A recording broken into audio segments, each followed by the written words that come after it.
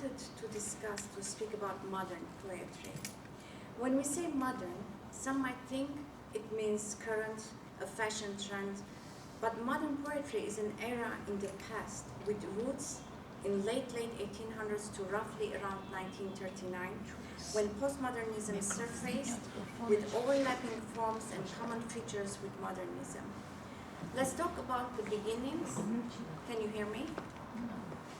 A little bit louder. We could not figure out how the microphone works, unfortunately. So sorry. Okay, I will try to raise my voice. Okay. So let's talk about the beginnings of modern poetry, and then we will touch on some views on contemporary poetry and where it's heading today. What was going on in the world in the late 19th century that warranted such a change? There was industrialization. People began working in factories. Technological advances, technology changed the way people lived. Think cars, airplanes. There was an explosion of innovations and creative energy. Cities began to get bigger, urbanization. There was distance from nature, so poetry shifted from nature into society. The modernists noticed decay and growing alienation of the individual instead of seeing progress and growth. Of course, there was global violence with the World War I, which changed the outlook of people on life. And with profound disillusion with the values on which society was established, artists started questioning and reinventing their art forms because of the feeling that there were limitations to the existing forms and it was not reflective of the times. Now, some hallmarks of modernism, there are many, but I will just name a few. Picasso's Demoiselles d'Avignon. These were not nymphs or angels, they were prostitutes.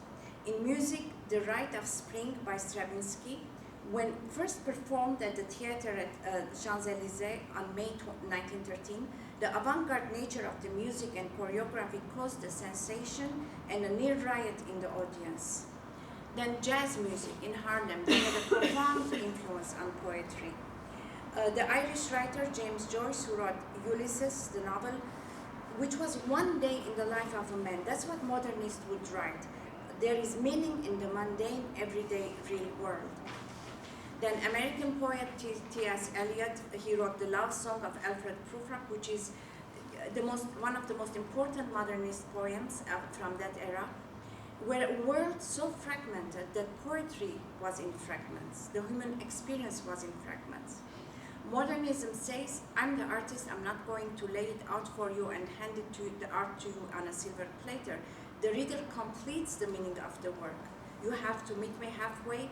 Modernist says, art is about your interpretation of what I'm putting out there.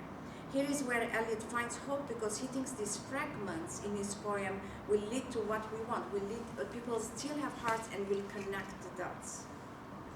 Modernists may have swept the field in the early 1900s, but many poets have continued to write in traditional forms. It's important to notice that it's not the end of one form to start a new form. The ascension of one does not depend on the decline of the other, provided you step back and look at this poetry literature from a distance. What followed modernism is postmodernism. Alienation became boring, there was optimism, and there was objection to the perception that modernism was an elitist in character. It was aristocratic in language. Poetry is not stagnant, it moves, shifts, flows, changes, and changes back, so we're going back and forth between forms, but the important thing to remember from this is it was a very strong movement that to this day we use. For instance, in the late 20th century, early 20th centuries, we had new formalism. This was a movement that said, let's go back to metrical and rhymed verse. So the strongest poetry can be written when all options, formal and free, are open to the poet. In addition, modernist style was highly variable, different in each poet, with some poets different in each poem. And it encompasses a variety of specific artistic and philosophical movements such as symbolism, futurism, surrealism, Expressionism, Imagism, Vorticism, Cubism are all part of this movement. And some great modernists are not even affiliated with any of this. Even the founding fathers did not remain long modernist in its full features. Ezra Pound adopted fascist views. T.S. Eliot became a religious convert, and James Joyce's late work verged on surrealist. So what helped propel modernists at the time was also because these forefathers had positions, very influential positions in the academic and publishing world. Modernism evolved by various routes. From symbolism, it took elusiveness in style and in interest in rarefied mental states. From realism, it borrowed an urban setting and willingness to break taboos. From romanticism came an artist-centered view. So what is it about it that was so different than traditional poetry? That's number 4. Experimentation, a belief that previous writing was stereotyped and inadequate. Originality, a deviation from norm or from usual reader expectation. Anti-realism, world seen through the artist's inner feelings and mental states. Individualism, cultivation of an individual consciousness, estrangement from religion and nature. Intellectualism, work is analytical and fragmentary. Open-ended work, not finished, not aiming for formal perfection, and free verse, no rhymes, no meters. One of the strongest proponents of modern poetry who actually defined it was an American poet called Ezra Pound. He was born in Idaho. He left the States and dived in the London poetry circles. Can you hear me? Yes. Yeah. And he founded the Imagism and Vorticism literary movements. He was a controversial figure. On one hand, he helped advance the careers of the likes of Hemingway, James Joyce, T.S. Eliot, William Butler Yeats, Robert Frost, Marian Moore.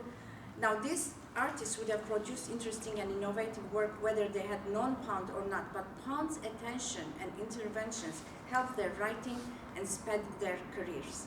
He edited them, reviewed them, got them published in magazines he was associated with, and included them in anthologies he compiled.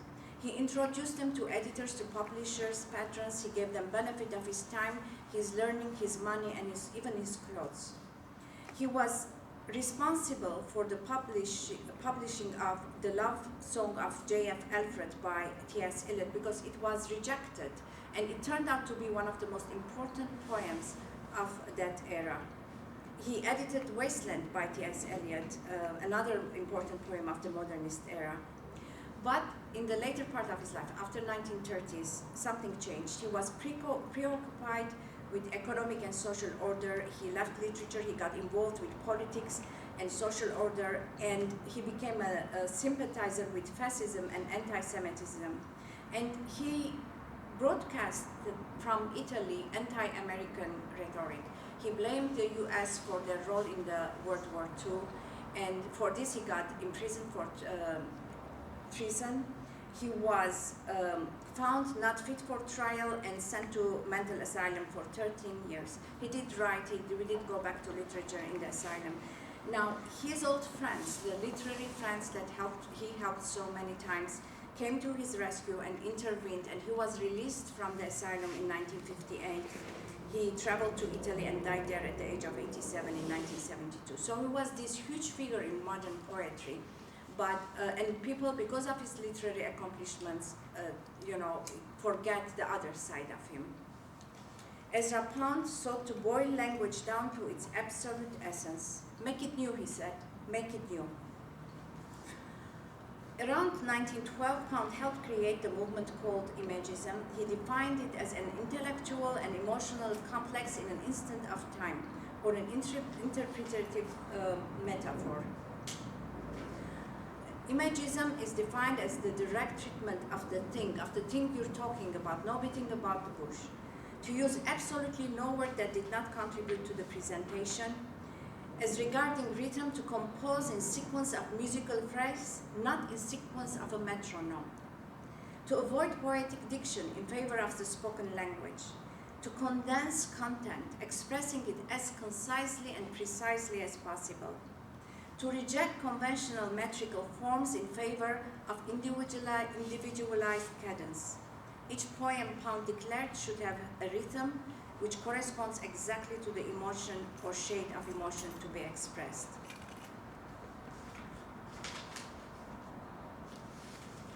A great example that encompasses all these characteristics of a modern poem, i.e. the individualized cadence, the sound, the music of the poetry, with strong images on every line, with no word wasted, dance, is a poem by Dr. Pedro Safeyan, a physicist, titled April Agony, written on the centennial of the Armenian genocide.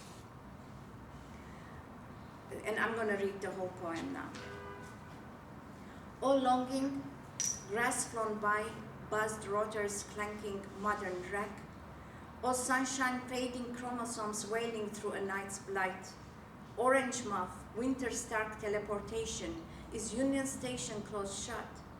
Moved by this anachronic denial spiral of long-lived mustache slashed, built as men of religion, of pride, bursting away in reflections slighted, they dance on our graves and spank their destinies with feathers flocked.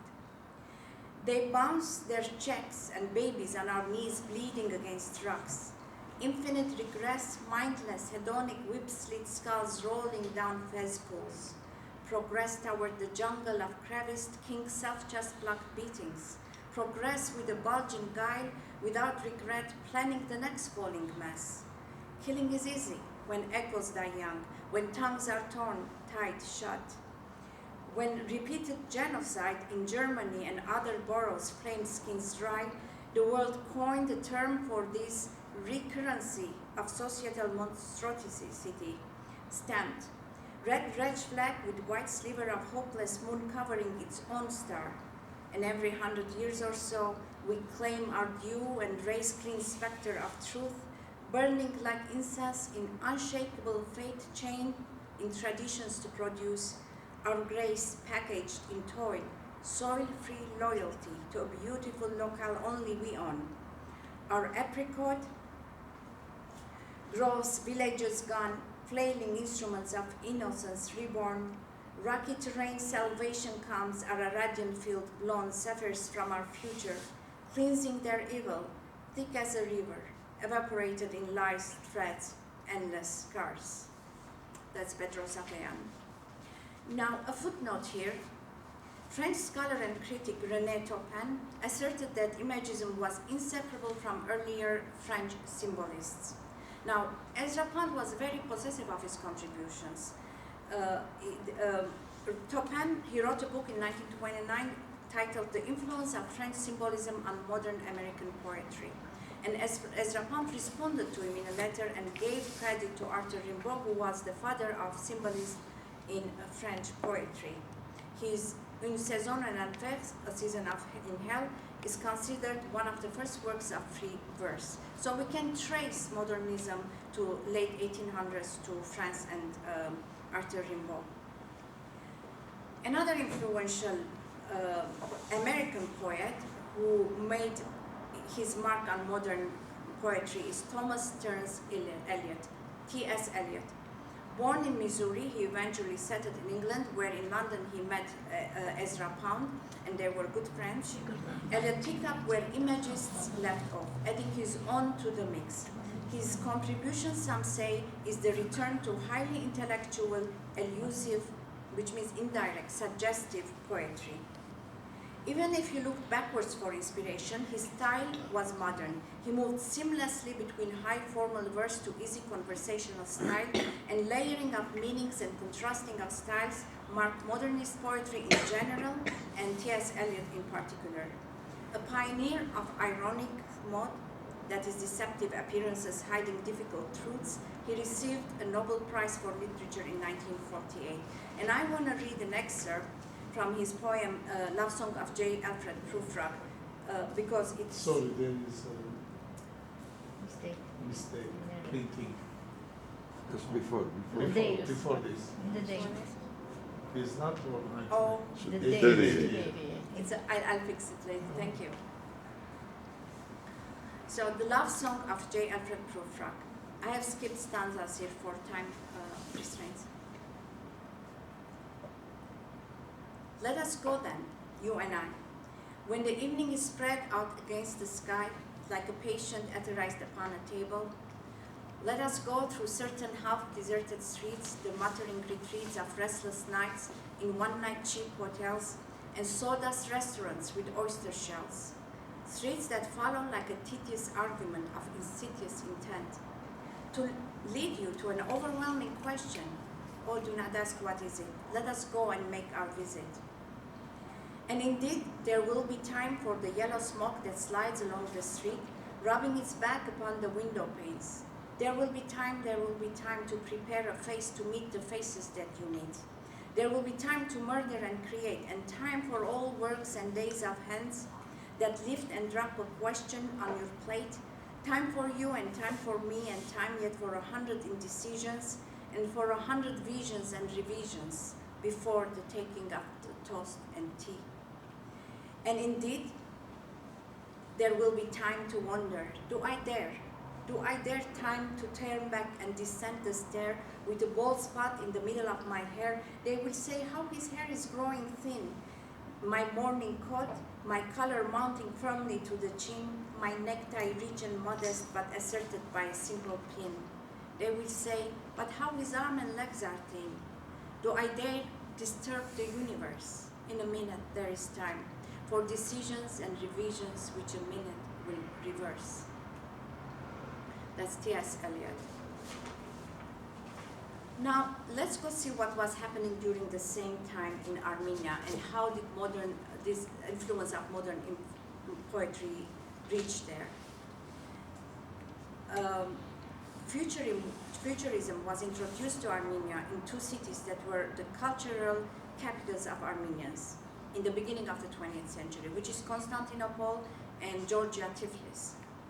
A poet, Hrant Nazarian, translated what was called Futurist Manifesto, the work of an Italian poet, Marinetti, who was considered founder of Futurism, and poems of other Italian futurist poets. So this work, this translated work, reached Tiflis, and the poet, novelist, publicist there named Kara Darvis fully embodied this movement.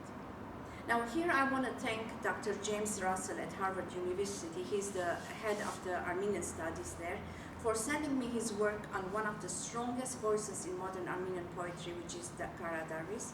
His work is titled The Black Dervish of Armenian Futurism, and James is going to publish this sometime this year. I want also to mention also Krikor Beledian, his work in International Yearbook of Futurism Studies. That's where I got most of the information on Kara Darvis. It's very hard to find poetry from him. Kara Darvis lived and worked in the Georgian capital Tiflis, and from 1910 to 1930. Now this is the exact time when in London we talked about Eliot and we talked about Pound. Kara Darvis was born Hagop-Genjian, who was very much a part of the Russian culture, married to a Russian and at home in a Russian environment. However, he was involved in the Armenian community, befriending novelist Kostanzarian and Yeri Shecharens. He was a free-spirited cosmopolitan man and very gutsy, because what he did at the time, he criticized publicly a very popular poet, Vahanterian. I'm sure many of you know of him. Vahanterian died in 1920, but they knew each other, they would meet at cafes, and Kara Darvis wrote about him. He said, among those who turn their gaze towards the past, we may find our poet Vahanterian, who wrapped up in his cloak with a brush in his hand enters the dusty catacombs, but instead of dusting the mummies, he embraces them. And in 1914, Kara Darvis published a pamphlet titled What is Futurism? And that marked the beginning of an authentic Armenian futurism in that area. He said, he wrote, we must not forget that in every nation, futurism expresses itself in completely different ways. Thus, Russian futurism is different from Italian futurism. Race plays a powerful role in this case. Now, why is this important? Because it set him apart from other Armenian modern poets who joined a larger movement whose center was in Europe. Kara was proud of his ancient culture and heritage, but simultaneously he wanted to break free of its limitations and conservatism. He wrote in a 1921 poem, Who is the Hero? He declares, the hero is the one who shatters human law and tramples it underfoot, who converses with the stars and champions their law, who goes out into the street naked and crazy and outside the crowd, treading underfoot the clothing of law and order men have worn for 1,000 years. The anarchic, lawless madman, that is the hero. This gives you an idea about his psyche, where he was at the time. Karadarvis was not content merely to write poems in a non-traditional form. He altered to his vision of a future art their type of production and distribution. He would write his poems on a postcard, he would stand in front of opera houses and he would sell them there, which was something not done at the time. One of Darvis's last poems is the wistful gaze of an old man back into the past, not forward. He saw only that ahead, and perhaps he understood also that Armenia had been robbed of his future. He was in this mental state because he struggled with the authoritative figures at the time, literary figures. They didn't accept him. They didn't accept modernism at the time. So it was an uphill thing for him. He was going back and forth between Yerevan and Tiflis to fight for his pension when he wrote this. He said, again my heart thirsts for its vernal spate of health. Again summers the embrace of the giving body of a girl. Come, come, do not forget that in Apollo's might arms great power from the past is yet. My heart pounds again like the hammer on an anvil, and garlands of sparks light up the black of night.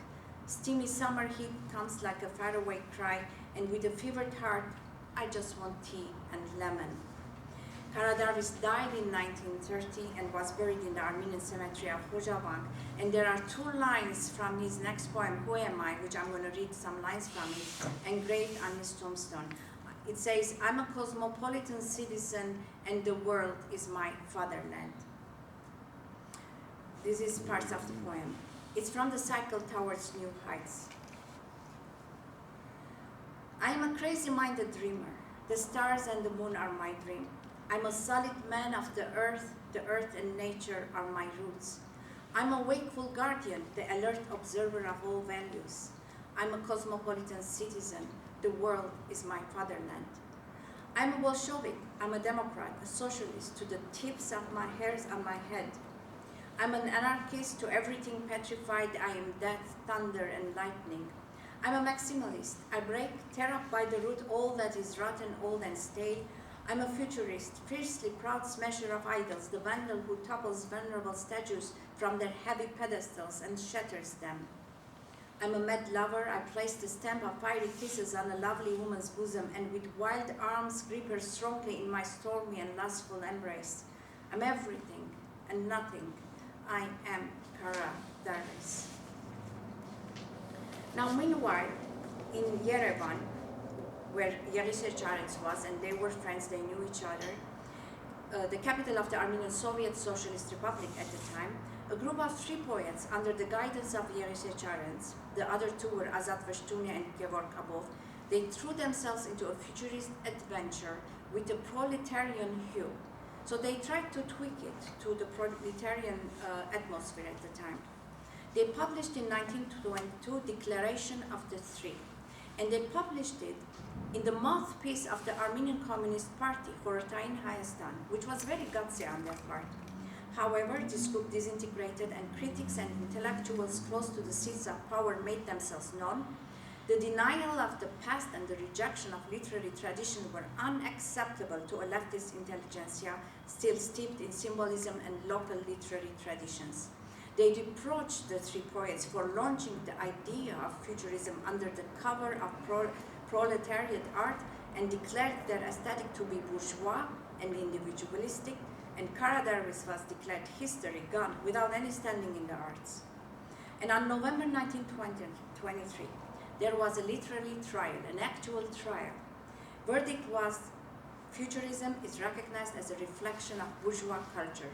The work of Karadarvis, the representative of Armenian futurism, are abstruse and useless to the hard-working masses, and for this reason they are condemned to be segregated and eliminated. So you see what Karadarvis was against. The trial of the Armenian futurist in 1923 put an end to this modernist attempt to renew Armenian literature, but only temporarily, because we know the influence of these futurists rippled through time and obstacles and had profound effect on future modern Armenian poets. Now, I want to read excerpts from Yerishecharen's poem, because you will see the proletariat in him and you will see the futuristic in him. He wrote Toward the Future. Again, these are excerpts. In these fervent days, wind-driven, confused, the song of million hearts distant or near, it is now my fate to sing it today. My multi-million, 10,000 of friends joy up today and their great flight as well. Today, it's my song's turn to cast the fate of the coming days.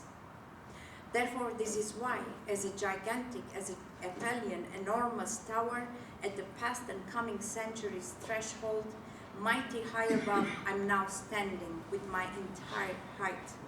And I'm singing, and my soul is now a radio station. It is now sending its fiery red song far, far away to all of the hearts who live and exist in all directions.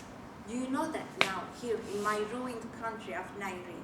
And far, far away inside Red Moscow, at Yellow Tibet, at San Francisco, enormous London, and at Singapore, in all locations, in all directions, the world is pregnant with a novel song.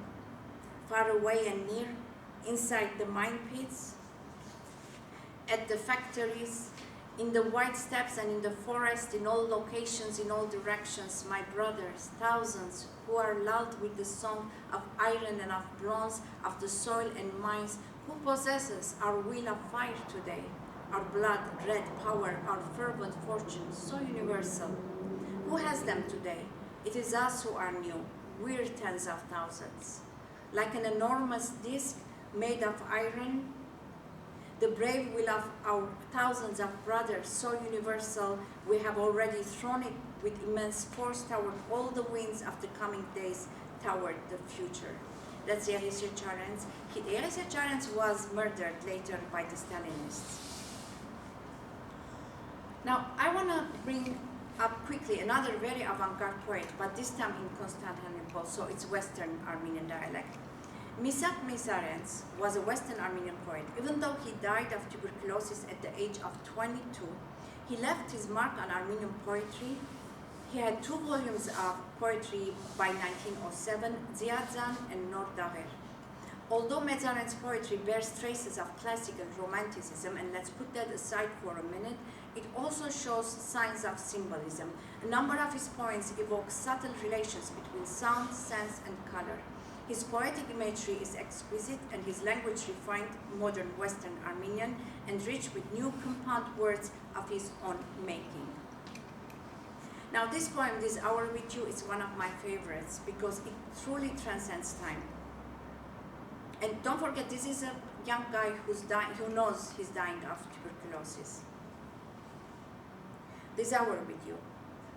If I could keep this hour forever as a part of me, and distill this hour as the essence of harmony. If I could feel the way I do this hour all my life, benign, bemused, and blessed as I am here with you, and then could write and share the beauty of this hour, I could wash my life clean and scoured of every care. This is translated by Diana Derovanesian, who has a blurb on my book. From Armenian writers, I want to include another favorite for me. His name is Gevorg Emin. He lived from 1918 to 1998. He fought and was wounded in World War II. And Russian poet Yevgeny Yevtushenko said about him, something that's the definition of modern poet. He said, Emin has an entirely opposite conception of the craft. He takes pride in revealing the rational armature of poetry and the details of its construction. Some of his poems remind us of transparent watches where the movements and direction of each gear and lever is visible. But it's a watch that keeps perfect time. Emin was awarded the Stalin Prize in 1951 and the USSR State Prize in 1976. This is a favorite for me from him. It's called It's Good to Know. It's good to know that you're still radioactive. A high-tension power line, a multi-digital number. That you belong, not just to yourself, but you're everywhere. That to some, you're like light, to others, a magnet or fire. That the impossible gives you wings, that you're also a spring or taut wire. That the gold of your emotions has not yet turned to lead. That you still have ideals, you have goals and a course. That in daytime you live in warm passions, at night your life is ruled by women's whims, and that the soulless tone of indifference is still distant and foreign to you. I can see the scientist in him in this poem. He was an engineer. Talking about science, I want to go over some similarities between poetry and science, just a few points. Legendary Harvard sociobiologist and naturalist E.O. Wilson states that the ideal scientist thinks like a poet and works like a bookkeeper. It's the poetic aspect of science that seldom gets talked about. The scientists fantasize and dream and bring up metaphors and fantastic images as much as any poet. And the difference is that at some point the scientist has to relate the dreams to the real world, so the graphs and the scientific language comes in, and the creative period is not noticed anymore. Another similarity is the revealing secrets in both cases. Both depend on metaphor, which is as crucial to scientific discovery as it is to lyric. The poet Albert Goldbach writes, "Perhaps the arts and sciences have never slept together without one eye kept warily open. However warily, though, they have slept together. They are points of connections and intimacy." Another common denominator is that both science and poetry embrace a stance of doubt, of keeping the mind open. The physicist Richard Feynman wrote, "I believe that to solve any problem that has never been solved before, you have to leave the door to the unknown ajar." And again, he said, "Of the things we say in science, all of the conclusions are uncertain because they are only conclusions." It's the same way almost. Each time a poet sets out to write a poem, he or she launches into the unknown territory, a landscape that opens with one image, with one word, with a story. Now, contemporary poetry is often used interchangeably with modern poetry, even though the latter is from a past era. Used in this context, it would have the same features as modern poetry we just discussed. However, there are critics that are proponents of contemporary metric verse. Contemporary also means of the same time, like today. And there is a revival of the old forms, and I'm going to give you an example of all the forms, ghazals. I never thought I will read a ghazal because it's such an old Arabic literary form. And it happened that I have a friend, Stephen Horstman, who has already 2 books with all ghazals, and he's very widely published. I want to read his poetry to show that the content is contemporary, but the form does not follow the modern poetry rules. It is called "White Light Glistens Within the Rain There." With ghazal, you have to repeat the last words in each stanza. "White light glistens within the rain there. Poppies burst from the grave of Cain there. Fire shimmers in the eyes of demons, they rove a stony terrain there, that rove. Sages that sought miracles now only speak of pain there. The glowing dust is still uneasy on the hurried graves of the slain there. The voices of prophets echo from caves as sandstorms begin to wane there. Though beckoned by voices from clouds, angels have chosen to remain there. The raving wind hurls through the dark like a train there." So you can see, you can totally relate this to Syria, to Paris, to Beirut, wherever, but the form is not in the modern poetry form. To be contemporary, the Italian philosopher Giorgio Agamben, for him the concept of contemporary had 5 points.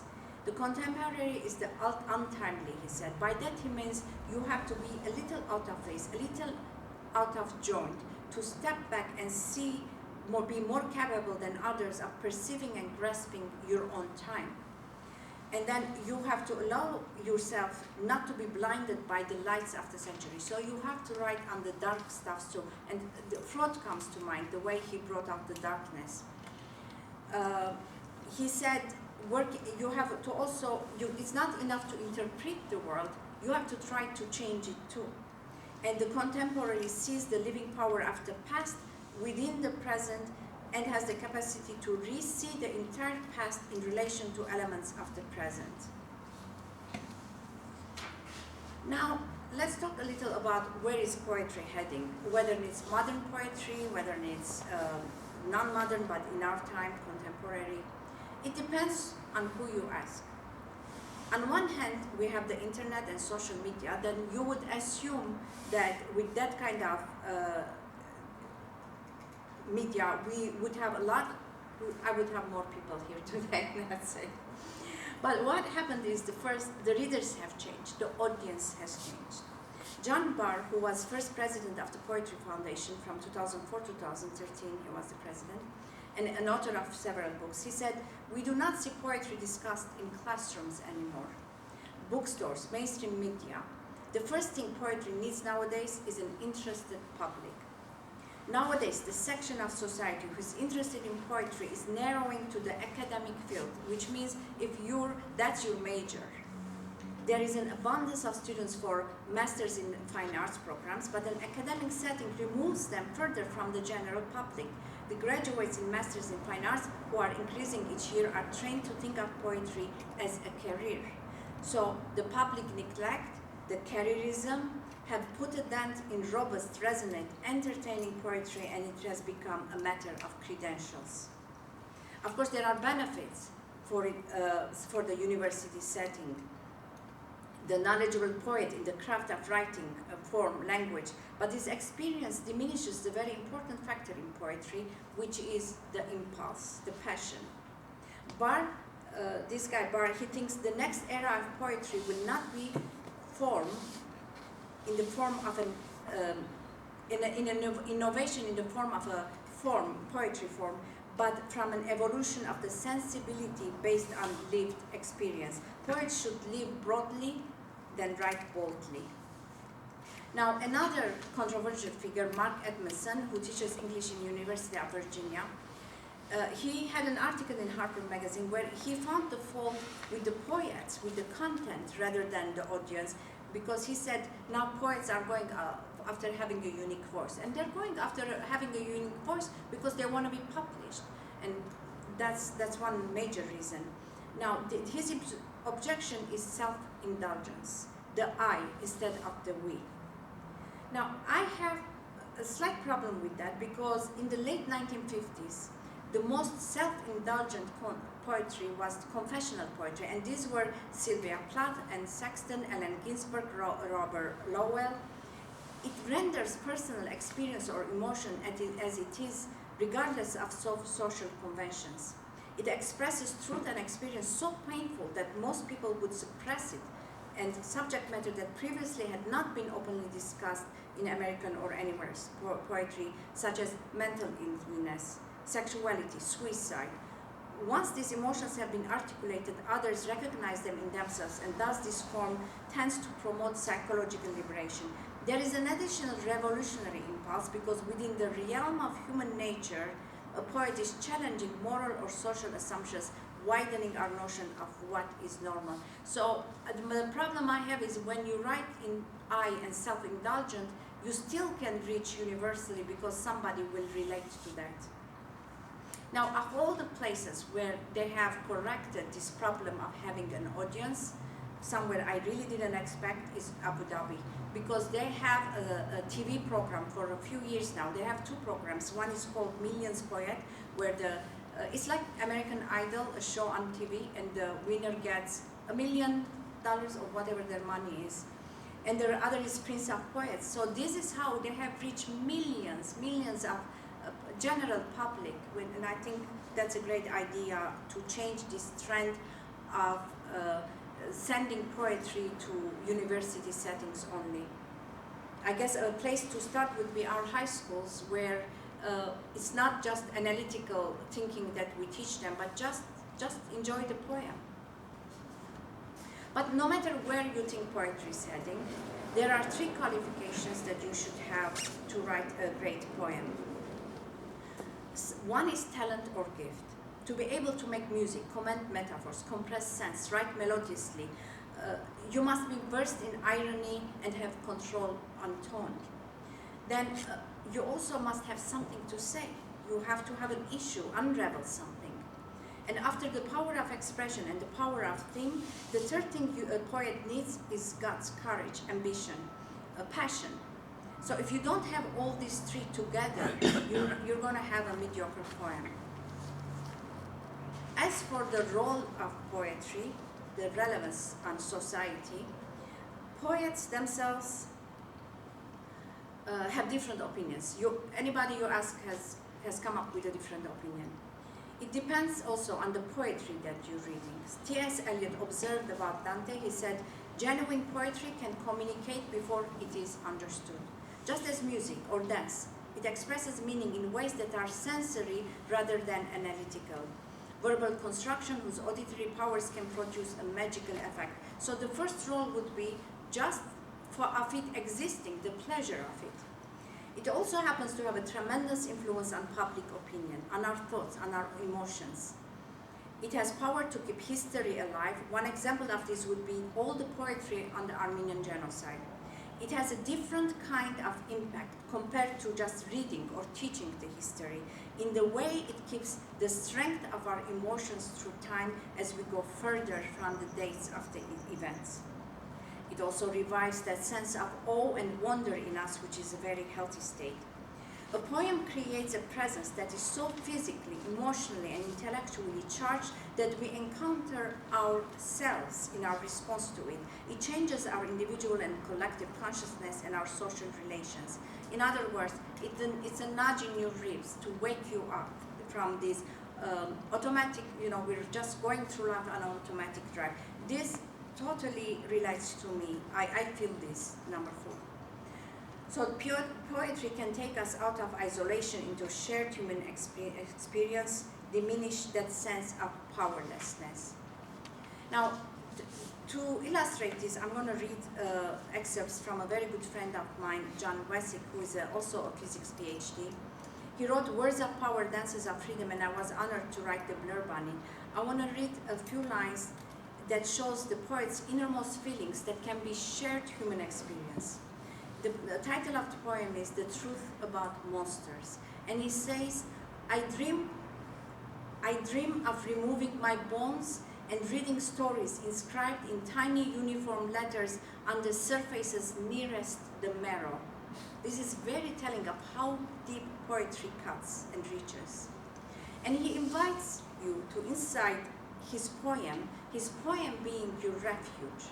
He says, if you don't fit in at the in-crowd circus and find no shelter on concrete streets of commerce, if patrolmen of conformity roast you from your bed of newspaper and all the bathroom doors are locked, if faces leer from under hellish neon lights as your nostrils sting and swell from diesel fumes, if the masses shove you aside to snatch at shiny nickels and hustlers' lies drown out all thought, then let these words be your battered spirit's refuge.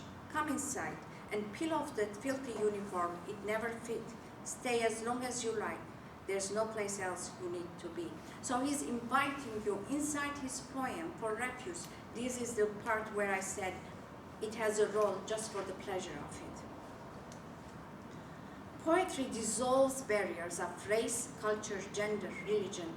An example of this is my own poem I wrote in memory of Rihan, Galip, and Aylan Kurdi, the little toddler who was washed on shores of the Aegean Sea. However, it's a universal poem for every mother who has lost a child in these conditions, in conditions of war, violence, and massacres. Whether it's in their zor or on the sea, a mother feels the same pain. So it's titled Second Chance. There's a lone seabird pacing the seashore. There's a nursery rhyme curdling solid sand. Solitaires means corrupt. There's a woman sobbing beneath my ribs and a wolf negotiating a truce with his tails. There's a poet with a voice low and gentle. his words macerate in spit of death. It is not pomegranates bleeding from their lips, but pleas soiling seas licking lacerated waves. Damascus festers in a shallow grave, dogs digging bones, prayers, jasmine sprigs. It is 3 a.m. in California, and my room is lit soft yellow. By a moon I befriended with no strings attached, and lullaby of the Pacific falls on my covers, yet the woman beneath my ribs still weeps. There's an empty crib among olive trees, a distance I cross on a seabird's dream. There's a traumatized moon lying in my lap, and a feral woman fracturing my ribs, pleading deities for a second chance. Now, as far as the role in society, I have a friend, Michael Ellis, who has a workshop, poetry workshop in prison, and he has done really important work with the prisoners. Again, another friend, Justin Wood, who was himself a felon, convicted felon and drug addict and homeless, now is on his 4th book and a very respected member of the society. So you have to look where to see the impact in society. Poetry's relevance is also in its ability to transcend time. Poets today do not know yet the power of their poetry 100 years from now. And the poets who wrote poetry 100 years before aren't around to see what their poetry does. Like when Siamanto wrote on the genocide, did he know that it will be like the strong glue holding our emotions connected to each other and connected to the events?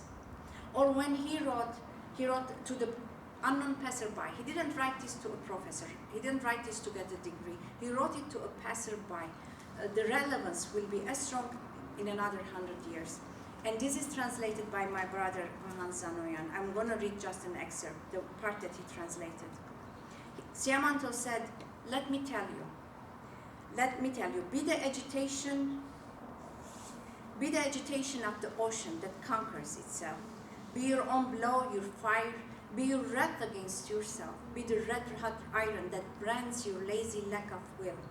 Be your own lightning whip during your moments of weakness. Be the merciless burst of laughter against the smallness of your soul. Be the man who blindly believes in his own vehemence, in his own hopes, in the absolute of his faith. Be the immeasurable monument to your will. Be your own executioner, and if need be, your own God. Light your torch above the crowds from hill to hill. Call to life the bravest of the brave, and even if your goblet of intoxication of sermons contained the poison of poisons in its crystals, you should empty it till its bottom sediments with ferocity and with a smile. That's our Siamanto. Or let me go on to more current poets. Now, when we say Armenian literature, the definition is everything written in Armenian language, Western or Eastern. However, we are going to broaden this range because I'm an Armenian American who writes in English, and I would like to introduce poetry by Armenian Americans, specifically those who have written on Armenia and on our genocide. Okay, this is Aram Puchikyan. He's the author of, Dr. Aram Puchikyan, he's the author of Cosmic Pearl, who has translated Sappho's poems and fragments, also Achilles, Aratus, and Apollonius of Rhodes, among other works. This is titled, In His Beak an Olive Branch. He talks about a pigeon. He says, come chosen ones, admire the pigeon, urban and secular he perches on houses of religion, mosques and synagogues and churches. Whichever God we wield as judge, the pigeon never takes offense, and so can't bear a grudge. Come friends, envy his innocence. Another one I like by him is called Long Window. He addresses the meaning of life. He's speaking of babies. Why are we here? As babies, he says, yes, dear, they're precious. Yes, dear, they're precious. We were like them once, Amnion's unwilling immigrants, embraced by giants and the cold outside. Coo what you will, they clearly feel that breathing air's a rotten deal. It's tough luck being washed up with the tide. He goes on to say, I'm skipping stanzas here, some will be happy, most will multiply. And that's the issue. We should spell it out. You are the certitude and I the doubt, wasting your time. We walk on a divide that runs midway from either shore. I don't get what we came here for. Set a term, say 9 months, to decide. Another perfect example of what we discussed today on modern poetry is one of the most brilliant minds of our time, Peter Balakian. He's an American poet. He writes on Armenia and the genocide, and this is from June 3, New and Selected Poems. It's called After the Survivors Are Gone. After the Survivors Are Gone. He says, I tried to imagine the Vilna ghetto, to see a persimmon tree after the flash at Nagasaki. Because my own tree had been hacked, I tried to kiss the lips of Armenia. At the table and the altar, we said some words written ages ago. Have we settled for just the wine and bread, for candles lit and snuffed? Let us remember how the law has failed us.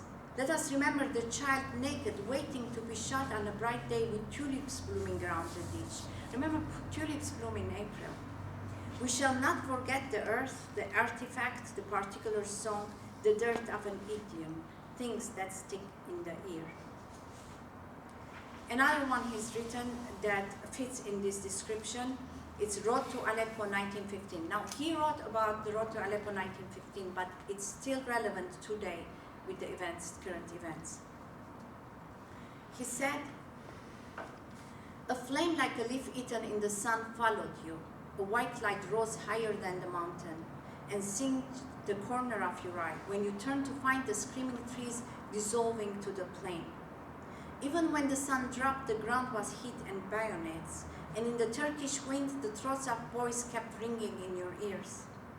Your breath, like the horizon, settled into black. You stuttered every mile to your daughter's shorter steps. The air almost gone, filled inside your dress. Once poetry grabs your attention, there's no turning back. So I will conclude this presentation with a poem I wrote in Rimmer, my book Rimmer. It's called There's No Turning Back.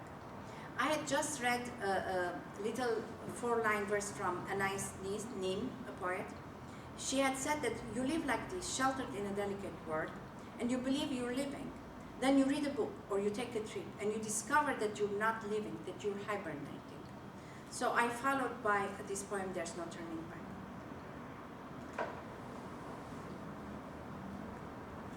Can she come back untouched from this dance to the end of each dream? Having died again between dissociations, comme il faut, crushing old metatarsals and layers of malleable spirit, when heaven spread like a tablecloth on indiscretions. You drew the curtains open, let the city in on your nightmare, where you saw her wide-eyed, awake, dressed to tango, splinters from the wood floor still on her bare words. Sheets bruising, but no apologies yet. She's tasted sweat of a dream, and it's not of regret.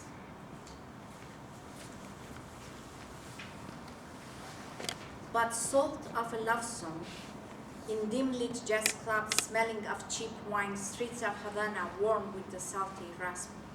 She's tasted sweat of a dream, lips soaked in a poet's verse, mending with his voice smoke from Parisian chimneys on an autumn evening as the rain falls. And when Lisboa calls to Fado's heartache, there's no turning back from night's naked air, having loved fearless again and again, outliving yearnings, but for curve of a smile she can't kiss away. She blames him for that. Thank you.